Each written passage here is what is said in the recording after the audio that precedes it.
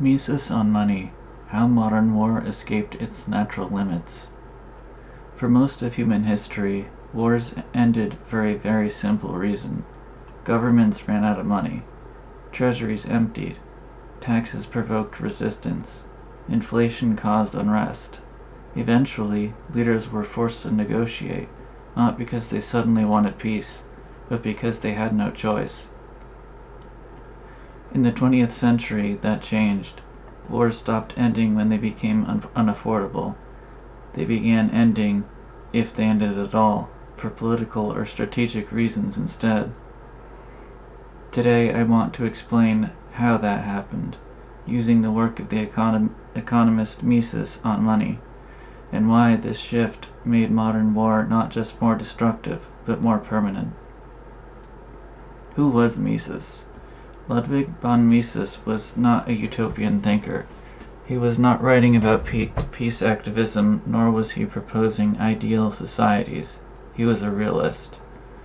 Mises lived through the collapse of empires, the First World War, hyperinflation, and the transformation of the modern state. His focus was simple but profound.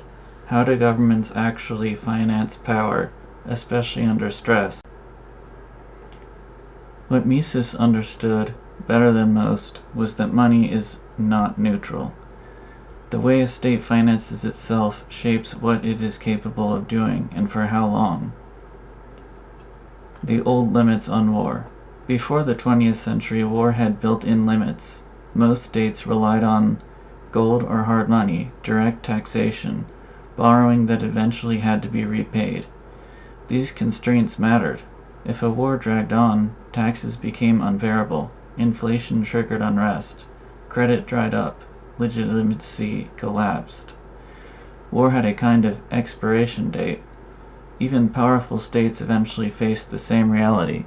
You cannot fight forever if people can see the cost. This didn't make wars humane, but it did make them finite. Inflation as a political technology. Mises defined the moment this changed. Inflation, he argued, is not just an economic phenomenon. It is a political technology. Inflation allows governments to spend without directly asking. Instead of raising taxes today, costs are spread out, delayed, hidden, shifted onto the future. Mises made a devastating observation. Inflation does not eliminate cost, it conceals it. Policies that would be rejected instantly if people saw the full price become politically survivable when the bill is postponed. This is especially important in war. Once war is financed through inflation and credit expansion, it no longer has to end when popular tolerance runs out. The revolt comes later, if it comes at all. How war became longer than intended. This insight helps explain something puzzling about modern history. World War I was expected to last months. It lasted years, not because leaders wanted endless slaughter, but because the old financial brakes were gone. As long as credit could be expanded, money could be created, consequences could be deferred, war could continue past the point where it once would have collapsed.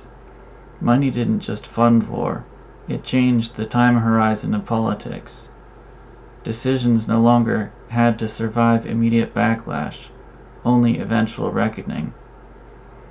From war to permanent emergency. Here's where Mises becomes essential for understanding the modern world. Once war can be financed without collapse, emergency becomes sustainable. Institutions grow around crisis. Bureaucracies depend on threat. Budgets require justification. War stops being an event, it becomes an environment. Even when shooting stops, the structures remain.